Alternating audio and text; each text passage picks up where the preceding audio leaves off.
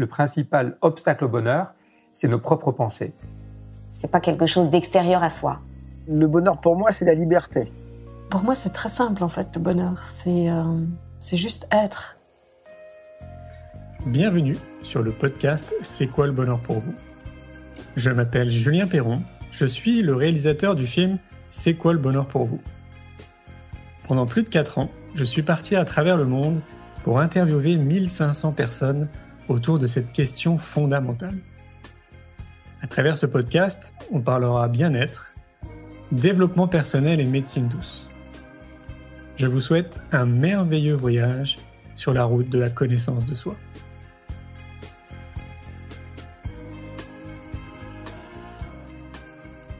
Aujourd'hui, j'ai le plaisir de recevoir Maude Séjournant. Maude est auteure et conférencière. Elle a introduit en France la vision Toltec de Don Miguel Ruiz, auteur des 4 accords Toltec. Installée au Nouveau-Mexique depuis le milieu des années 80, Maude Séjournant est psychothérapeute et coach, a développé une approche d'un nouveau genre, alliant les pratiques des chamans amérindiens avec celles des psychologues et thérapeutes modernes américaines. Elle anime à longueur d'année des stages d'initiation et d'approfondissement aux États-Unis et en Europe. Je vous souhaite une belle écoute. Bonjour Maude. Bonjour Julien. Merci de m'accueillir. Alors aujourd'hui, on est en train d'échanger entre les États-Unis et la France autour de cette question qui pour nous est fondamentale. Qu'est-ce que le bonheur pour nous ? Alors Maude, qu'est-ce que le bonheur pour vous ? Carrément, vous allez tout de suite dans la question centrale. Je crois d'abord, moi j'aimerais bien d'abord qu'on s'entende sur les mots, parce que pour certaines personnes, le mot bonheur est le plus important et d'autres personnes parlent de joie. Alors, je sais pas, j'aimerais bien préciser d'abord ce que c'est que le bonheur. D'accord. D'une manière générale, et qu'est-ce que vous voulez dire vous ? Qu'est-ce que vous attendez par ce mot de bonheur ? Parce que j'ai regardé un petit peu à droite à gauche et j'ai vu que il y avait des définitions très différentes et surtout que certaines personnes utilisaient le mot joie pour parler de la manière moi dont je parlerai du bonheur et inversement. Donc il y a de la confusion là autour de ce mot sûrement. Alors, qu'est-ce que ça serait alors la définition du bonheur ? Alors, c'est pour moi, je vais faire une différence, c'est un état intérieur où l'on est connecté avec soi-même et avec le reste de l'univers d'une manière profonde qui fait que rien ne va pouvoir vraiment altérer cet état de reliance et d'ouverture. Qu'est-ce qui, oui, voilà. Mais qu'est-ce qui vous a amené à avoir ce genre de réflexion ? Alors, ce qui m'a amené à avoir ce genre de réflexion, il y a 2 chemins qui sont importants à prendre en parallèle. Il y a un chemin qui est le chemin de la connaissance, c'est-à-dire qu'on peut lire ce qu'ont dit d'autres personnes, écouter ce qu'ont dit des anciens, des êtres éveillés. Et puis, il y a l'expérience personnelle et la pratique personnelle, je dirais quotidienne, de ce que c'est le bonheur. Et c'est une recherche personnelle parce que le bonheur est un sentiment essentiellement personnel, donc totalement relatif à soi-même. C'est une expérience qui est unique à chacun. Ce qui veut dire que vous êtes dans cette expérience depuis de nombreuses années ou c'est assez récent ? Ah, ça, c'est sûr que c'est un chemin qui m'a toujours attirée. Un de mes amis disait, mais qu'est-ce qui est mieux, c'est d'être un être éveillé ou un être heureux ? Est-ce que quand on est heureux, on n'est pas ouvert et éveillé du coup ? Et est-ce que c'est l'aspect le plus important de la vie sur Terre ? Don Miguel Ruiz dit toujours toujours, la Terre, c'est un grand champ comme un grand champ de récréation, et on est là pour en profiter. Donc, et le paradis peut être sur Terre. Donc, quand on commence à comprendre et à intégrer cette notion que le paradis peut être sur Terre, à ce moment-là, on peut être ouvert au vrai bonheur, c'est-à-dire, encore une fois, un état qui fondamentalement est inchangeable. Alors, je vais faire une métaphore, donner une métaphore qui serait le ciel bleu, qui est, disons, la nature du ciel. Quand on le regarde et qu'il n'y a pas de mauvais temps, on voit un ciel bleu. Et dans ce ciel bleu, eh bien, devant arrivent quelquefois des nuages, des petits nuages blancs, et puis des nuages plus gris, plus noirs, avec même de la tempête.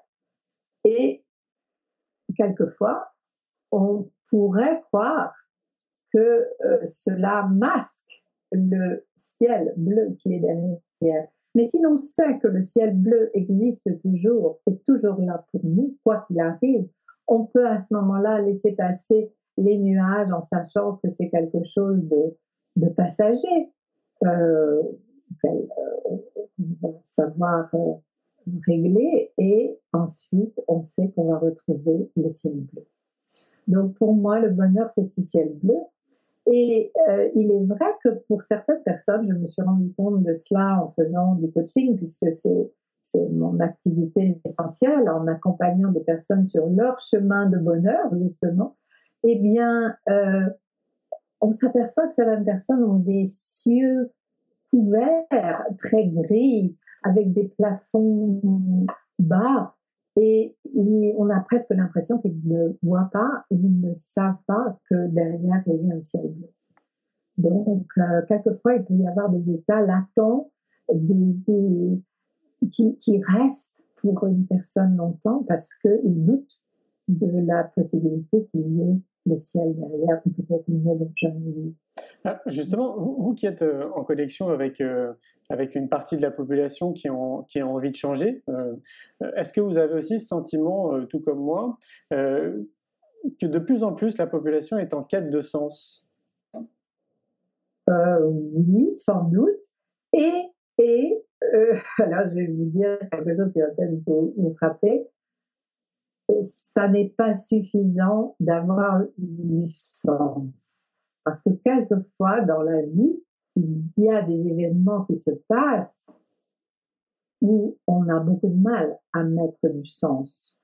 Quand on voit la perte d'un être aimé qui se passe à un moment non prévu, ou l'état de certaines choses qui se passent dans le monde actuel, c'est parfois difficile de trouver du sens.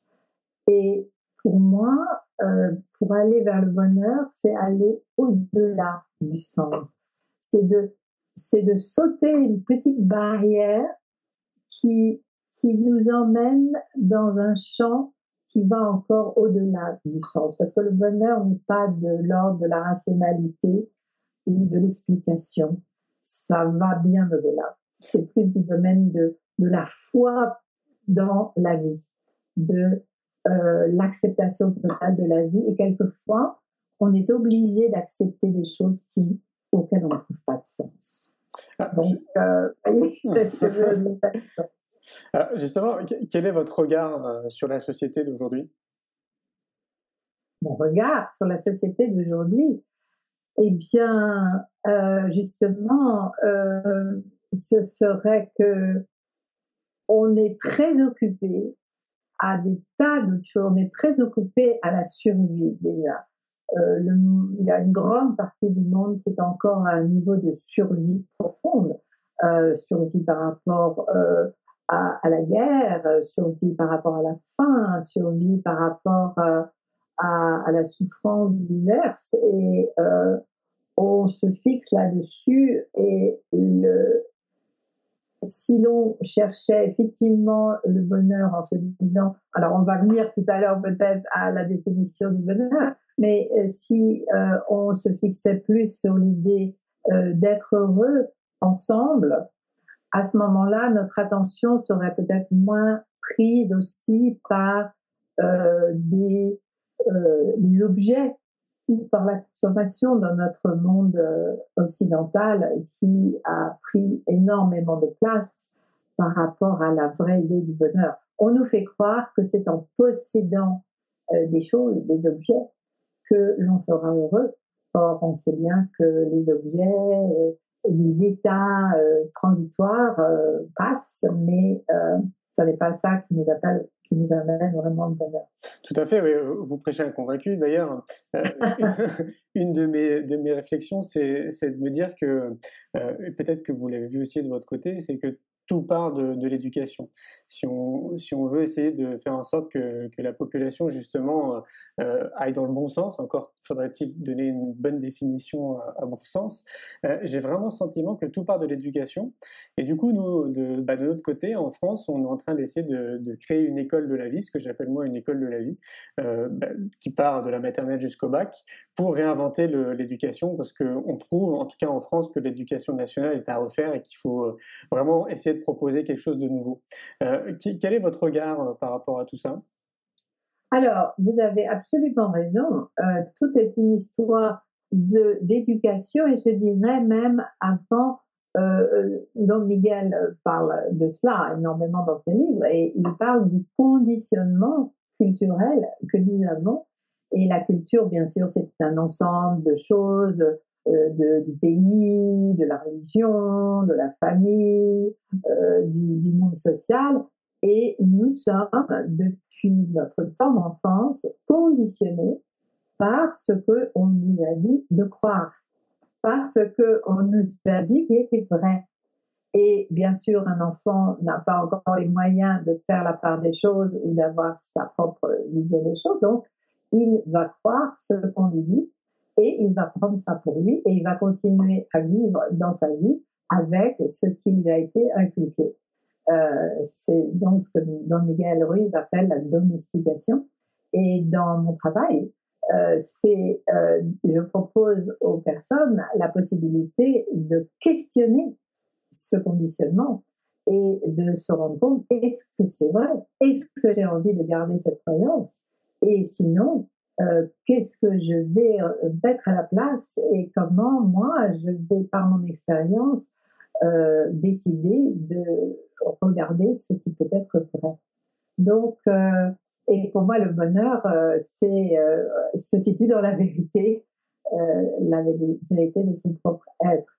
Donc, vous avez absolument raison. Tout vient de l'éducation, mais ça ne sera pas seulement l'éducation de l'école, c'est aussi l'éducation qu'on a autour de nous par notre famille. Voilà, donc... Tout à fait, ouais.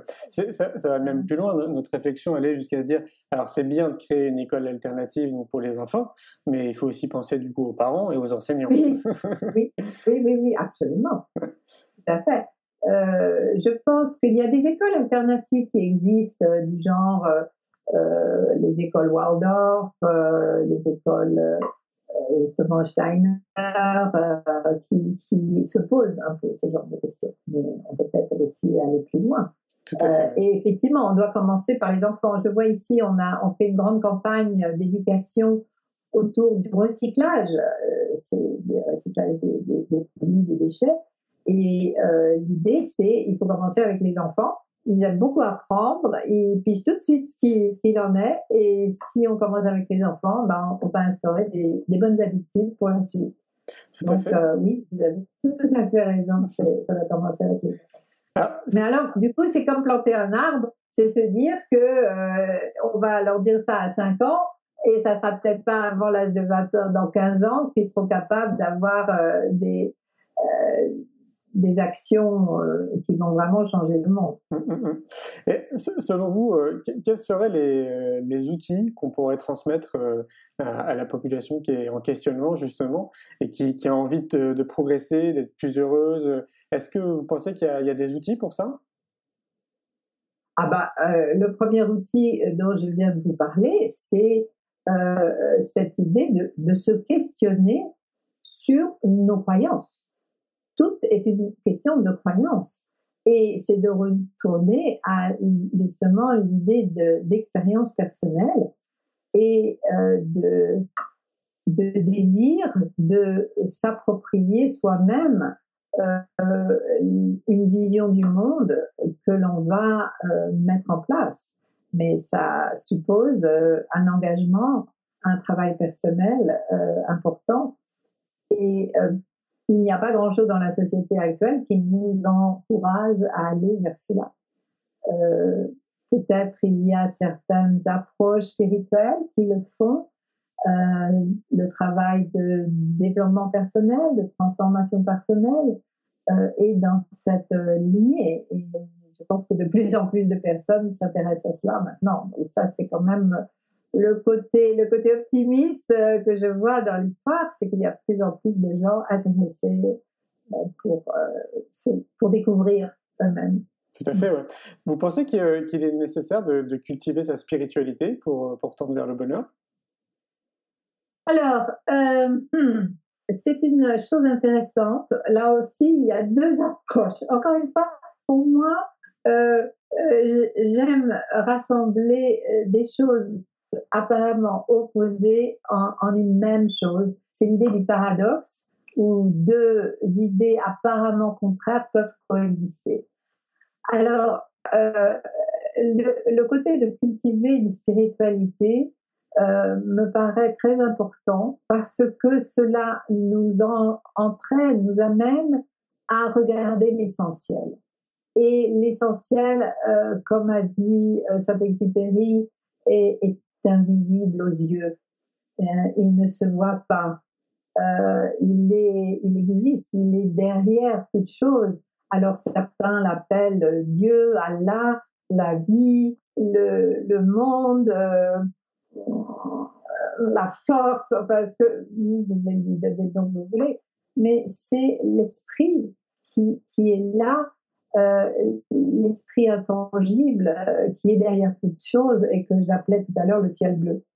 D'accord. Donc il y a ce côté. Bon, ça c'est le premier côté. Et l'autre, c'est encore une fois l'expérience pratique du quotidien, parce que l'un n'empêche pas l'autre. Donc, dans l'expérience pratique du quotidien, eh bien, c'est être ouvert au petit bonheur. Et ce que j'appelle les petits bonheurs, c'est d'apprécier les choses de la vie au quotidien. C'est de savoir retrouver cet esprit de gratitude, de se savoir en vie, de voir, bah oui, notre vie a du soleil. Tiens, j'ai la chance d'avoir l'essentiel pour ma vie. Et puis, je connais cette personne qui est tellement belle et que j'aime et qui est dans ma vie. Donc, d'apprécier l'amour qui est là dans ma vie. D'apprécier un repas que l'on fait, d'apprécier vraiment les choses que l'on tient pour argent comptant et qu'on oublie. Justement d'apprécier. Cette notion d'appréciation et de gratitude est absolument fondamentale pour moi au bonheur. D'accord, ça veut dire que vous pratiquez la gratitude? Ah oui. Oui, d'accord. Oui. Ah oui, parce que c'est de se dire qu'on a de la chance, on peut le dire comme ça. Ah bah tiens, là j'ai de la chance de pouvoir faire ceci, de pouvoir faire cela.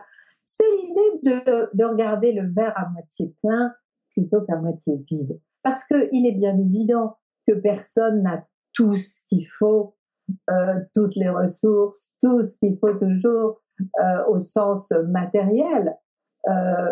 C'est rare qu'on puisse dire cela. Et même ceux qui ont tout auront toujours cette impression de manque parce que c'est quelque chose qui est au fond de leur cœur.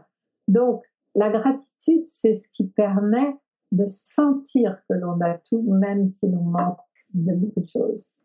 Et ça, c'est une pratique au quotidien. Il y a quelqu'un qui a dit, si vous voulez être heureux, soyez-le. C'est-à-dire que être heureux, c'est une décision. C'est une décision, c'est un engagement. Et de dire que, comme Castaneda disait, ce n'est pas les choses qui changent autour de nous, c'est notre regard qui change. Et ça, c'est notre pouvoir de changer de regard. Et tout est là. On parle dans aussi, le changement de regard. on parle aussi des pensées. Oui, ça, c'est dans le même esprit.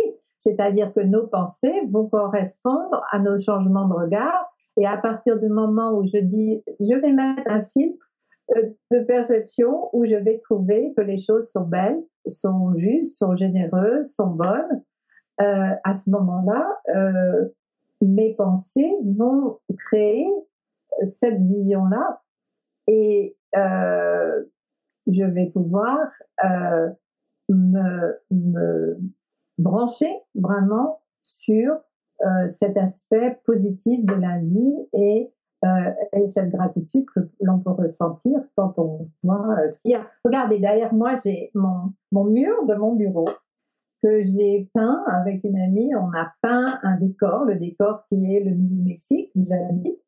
Et c'est un endroit que j'aime énormément. Et voilà, j'ai décidé d'introduire le paysage dans mon bureau. Donc, c'est un engagement que j'ai fait. J'ai pris un pinceau, j'ai fait de la couleur. Et tous les jours, comme ça, je me rappelle que je suis dans un magnifique environnement et j'en profite et ça fait partie de ma gratitude. Donc, vous voyez, on peut avoir des actions, on peut aussi faire des petits actes dans la vie pour continuer à se rappeler qu'il y a des belles choses comme ça. Oui, certains disent même que les pensées auraient la force de créer notre propre monde. Nos pensées créent le monde, ça, absolument. Nos pensées créent le monde parce que c'est à partir de nos pensées que les actions vont se déterminer. Donc, on peut, ça c'est une maîtrise, hein, c'est un travail et une pratique, absolument. Donc, si l'on voit que, alors, comment faire pour changer, et peut-être me demander comment faire pour changer nos pensées en pensées positives et créatrices, eh bien, je dirais que s'il y a des pensées négatives que l'on a, c'est d'aller regarder les émotions qui sont là derrière. Quelle est l'émotion, ce manque ou cette résignation, ce sentiment d'impuissance, de culpabilité, quoi que ce soit. Donc, on va aller regarder ces émotions. Et puis de ça, on va aller regarder qu'est-ce qui me fait croire ça? Qu'est-ce que j'ai créé dans mon mental qui crée en fait ces émotions? Et on va aller donc à la source de cela, qui est la croyance qui est là et qui est une sorte de filtre de perception de l'extérieur. Et à ce moment-là, on va aller regarder cette croyance et il y a tout un processus que l'on peut faire, c'est ce que je propose dans mes accompagnements, tout un processus pour transformer justement cette croyance et de décider d'aller prendre une autre croyance parce que de toute façon, une croyance n'est pas la vérité. On peut s'en rapprocher, mais on peut décider en tout cas de garder des croyances qui nous font du bien, qui vont nous aider, plutôt que de se laisser perturber et parasiter littéralement par des croyances négatives qui provoquent des émotions négatives. Pour se regarder comme ça, pour revenir vers soi, moi je pratique par exemple la méditation. Est-ce que c'est quelque chose que tu recommandes aussi? Alors, la méditation, c'est un mot, là aussi, c'est une grande soupière où il y a beaucoup de choses qui vont dedans. Pour moi, la méditation, c'est la pratique de l'attention. Et je le fais au quotidien. C'est-à-dire que au quotidien, dans ma vie de tous les jours, je suis en contact avec moi-même. Et quand il commence à y avoir une petite tension, ou quelque chose d'un peu négatif ou perturbant, j'écoute, je m'arrête, j'écoute et je regarde ce qui se passe pour me demander est-ce que je veux continuer à garder ça, est-ce que je veux être perturbée par cela et de faire immédiatement un travail pour transformer les choses. Donc pour moi, c'est une pratique très essentielle que j'appelle une sorte de méditation, ce qui ne m'empêche pas aussi de faire une méditation plus classique, assise et En écoute, pour moi, c'est être avec un arbre, dans la nature, les balades dans la nature, et Dieu sait qu'autour de Santa Fe et du Nouveau-Mexique, il y a une magnifique nature. Eh bien, dès que je suis dans la nature, je suis ouverte à la beauté du monde. Voilà. Et pour moi, c'est ça, la méditation. Ah oui, moi aussi, c'est pareil. Ouais. Pour ceux qui te connaissent pas, est-ce que tu pourrais te présenter et présenter ce que tu proposes comme travail? Voilà, oui. Alors, je suis arrivée à Santa Fe en 85, c'est-à-dire maintenant il y a 30 ans. Et là, j'ai découvert, à travers des rencontres avec des Amérindiens, avec des personnes qui vivent ici, toute une cosmologie autour de ce qu'on appelle la roue de médecine ou le cercle de vie, qui est une cosmologie qui nous donne une vision globale du monde à travers les directions. Alors, les 4 directions cardinales, nord, sud, est, ouest, la terre-mère sous nos pieds, le père-ciel au-dessus de nous, et la 7e direction qui est partout et nulle part, qui est ce dont on ne peut parler, qui est au-delà du mental. Donc, cette cosmologie a été pour moi une révélation, et je m'en suis servi beaucoup pour non seulement apprendre pour moi, mais ensuite enseigner. Et ce que je fais en France depuis plus de 20 ans. Et puis, j'ai aussi découvert Don Miguel, qui habitait à Santa Fe avant la sortie de ses livres.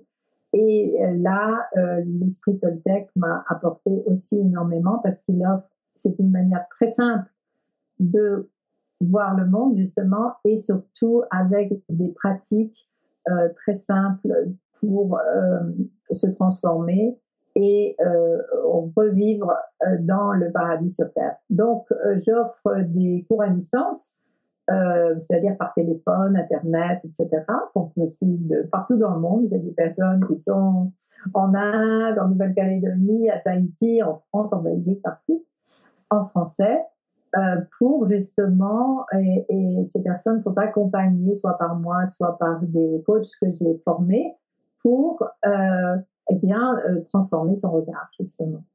D'accord. Donc, il y a plusieurs cours. On peut regarder sur mon site qui s'appelle cercle de vie en un seul mot.com.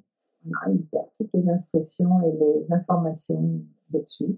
Donc, on aura accès à toutes tes conférences quand tu viens en France? Alors, de temps en temps, je viens en France, effectivement. Je fais aussi des stages pour les femmes. J'étais une des premières à apporter cette idée de faire des passages initiatiques pour les femmes dès 97. Et à l'époque, personne ne faisait cela, mais aux États-Unis, j'avais l'habitude de faire partie de loges de femmes, et j'avais trouvé que c'était tout à fait merveilleux et très nécessaire. Donc, j'ai apporté ça il y a pas mal d'années en France, et maintenant d'autres personnes que j'ai formées vont continuer cette transmission. Justement, tu le dis justement, tu fais partie des pionnières dans le monde du développement personnel.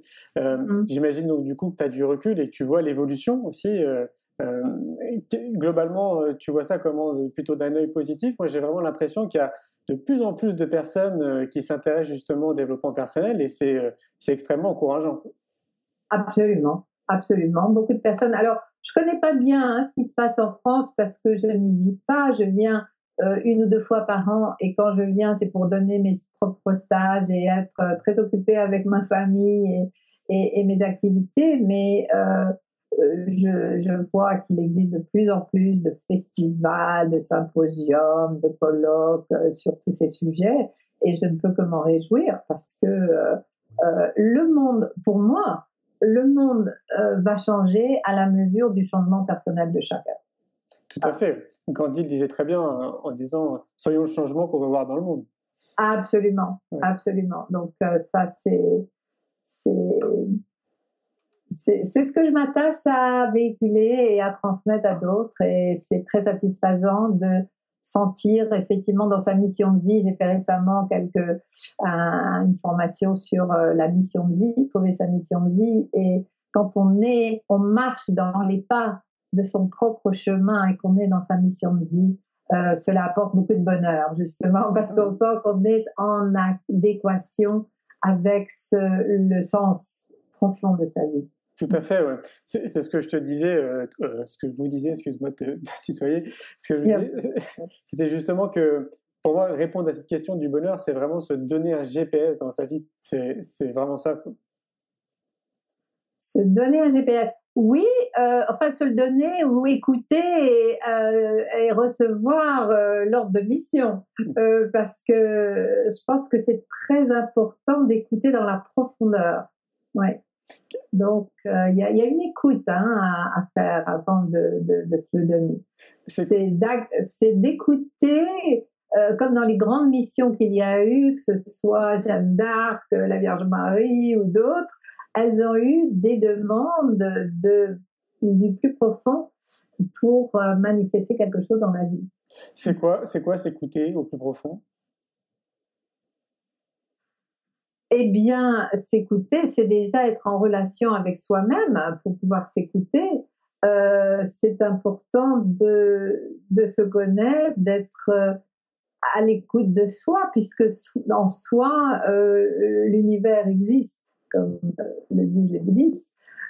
Tout l'univers est en soi, donc c'est pour ça que pour certains, la méditation, s'arrêter, faire le calme, faire le silence, ne plus être pris par les choses du quotidien, est une manière effectivement d'écouter. D'écouter, c'est aussi de sentir nos manifestations de joie, de passion par rapport à un sujet, par rapport à une activité, et qui nous dit oui, c'est ça, oui, c'est ton chemin, regarde, tu es heureux avec ça. Donc le bonheur est un signe que l'on est dans sa mission de vie. Et on ferme la boucle, tout part de l'éducation. Oui, bien sûr, tout part de l'éducation, mais alors attention, il n'est jamais trop tard pour avoir une enfance heureuse. Tout à fait. Ça, c'est John Bradshaw qui a dit cela et qui a travaillé beaucoup dans ces domaines il y a dans les 20-30 ans. Et ça veut dire qu'on peut, même adulte, aller retrouver son enfant intérieur. Le travail avec l'enfant intérieur est absolument fondamental. Et d'être en accord et en écoute et en amour avec son enfant intérieur, c'est vraiment une clé de transformation. Et on peut ensuite on peut avoir transformé absolument tout. Je crois que quelqu'un a dit être adulte, c'est avoir pardonné à ses parents. Donc, à ses parents ou à d'autres personnes autour de soi, être en paix avec les autres, c'est absolument essentiel aussi pour le bonheur. Et il n'est jamais trop tard pour le faire. Tout à fait, oui. Tu évoquais le mot amour. Oui. Pour moi, l'amour, c'est quasiment ce qui aurait de plus important, en tout cas essayer à véhiculer. Ceci dit, je remarque avec le temps qu'on a biaisé la définition du mot amour. Tu vois et donc pour moi, l'amour, ça serait plus un amour inconditionnel. Bien sûr. Oui. Bien sûr. Oui. Tu es d'accord? Oui. Il y a le côté amour, tomber amoureux. Et toutes les histoires autour de être amoureux, et c'est merveilleux d'être amoureux, et tant mieux, c'est un premier goût de l'amour, mais après on apprend vraiment à aimer, à s'aimer soi-même, à aimer la vie, et donc à aimer les autres d'une manière plus générale, plus ouverte, et on peut être comme disent les Canadiens, on peut être en amour avec la vie, donc avec les autres. Tout à fait. La vie est belle, comme on dit. La vie est belle. Alors, la beauté, parlons-en aussi. Pour moi, l'amour est important, c'est une facette du bonheur, disons, et la beauté. L'esprit des artistes, c'est justement de savoir voir la beauté dans les choses. Et c'est de se mettre en relation avec une vibration de bonheur qui prend cette forme. Par exemple, quand on est amoureux, on trouve son amoureux, son amoureuse beau, belle, bien sûr. Donc, quand on est en contact avec la beauté, on est heureux. Donc, personnellement, je prends beaucoup de photos. J'adore les photos, prendre des photos, parce que pour moi, les photos, c'est une manière de me connecter encore plus avec la beauté que je vois et de l'envie que j'ai de la partager. Donc, pour moi, je fais des photos. Il y a un proverbe amérindien qui dit « La beauté est dans les yeux de celui qui regarde ». Tout à fait. Voilà. Et d'ailleurs, certains disent aussi que nos yeux ne seraient que le reflet de notre âme. Les yeux ne sont que le reflet de notre âme. Alors, ce n'est pas les yeux qui sont le reflet de notre âme. Les yeux sont un outil de perception, mais c'est dans le process, dans le traitement de l'information que effectivement l'âme va être en contact avec ce que je disais tout à l'heure, avec l'invisible. L'essentiel est invisible aux yeux. Donc c'est ça, c'est de ressentir ce qui est invisible, et c'est au-delà des yeux, c'est vraiment l'âme qui le perçoit. Est-ce qu'il y a des citations qui vous suivent un petit peu partout? Des citations? Oui. Il y en avait une qui m'a amusée, que j'ai lue il n'y a pas longtemps. C'est Voltaire. Voltaire, et il dit « J'ai décidé d'être heureux parce que c'est bon pour la santé. » Alors, il y a deux choses dans ce qu'il dit.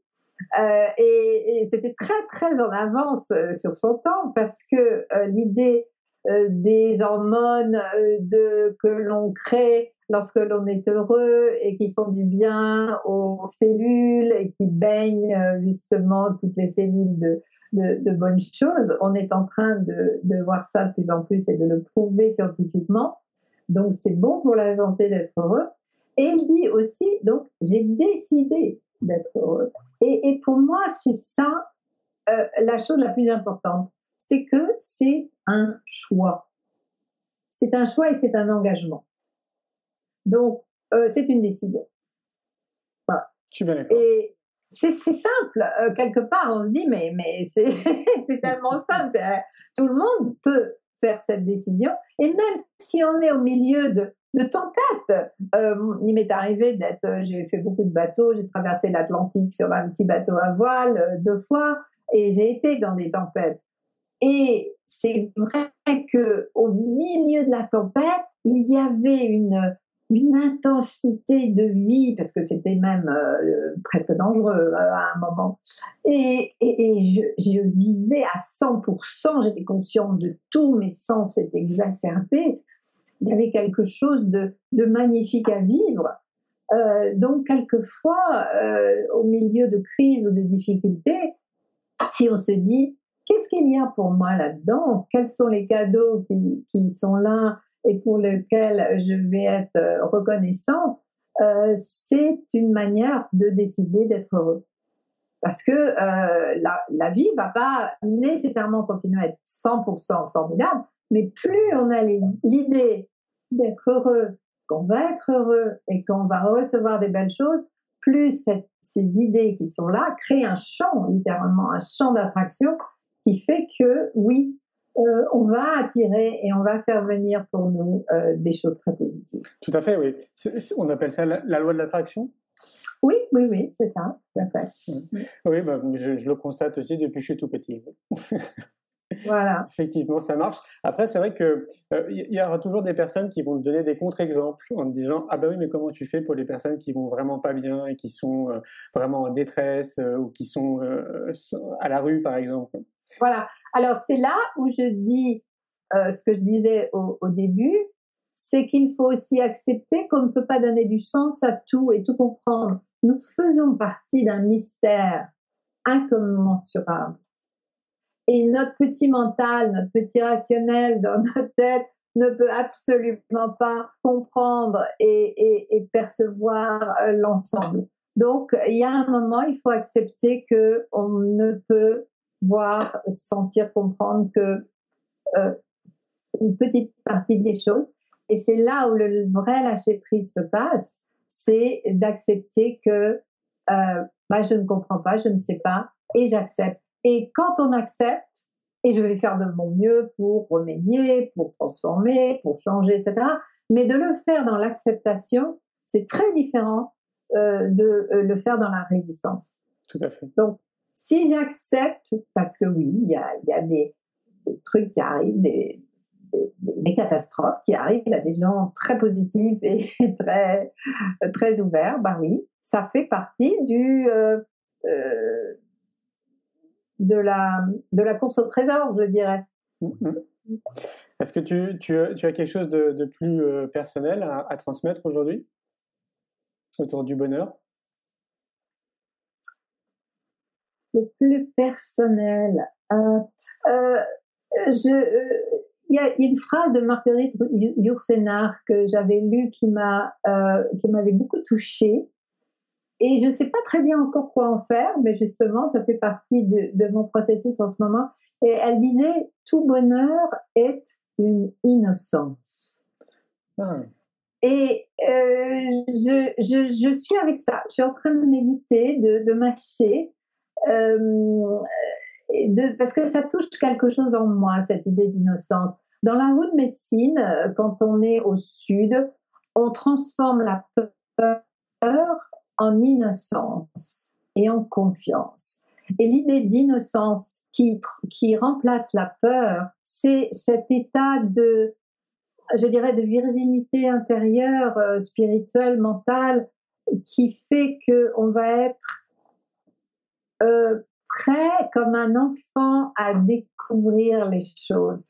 Et quand on est prêt à découvrir, quand on fait comme si on ne connaissait pas, comme si on ne savait pas, à ce moment-là, on découvre énormément de petits bonheurs, de grands bonheurs, de mystères, de trésors cachés, parce qu'on est dans cette innocence comme un enfant.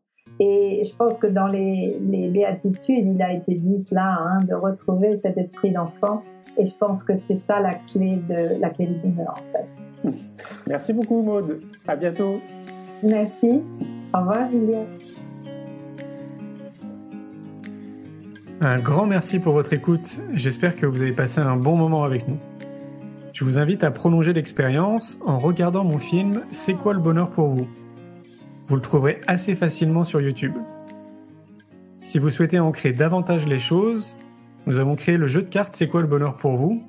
qui vous permettra de mieux vous connaître et de mieux connaître les gens avec lesquels vous allez jouer de manière ludique et bienveillante. Vous me retrouverez assez facilement sur les réseaux sociaux si vous souhaitez qu'on échange en direct. Et merci de nous laisser des messages ou des avis, des commentaires. Ça fait vraiment plaisir et je prendrai une grande joie à vous répondre. En attendant, je vous souhaite une très belle route et je vous retrouve maintenant la semaine prochaine pour un nouvel épisode du podcast « C'est quoi le bonheur pour vous ?»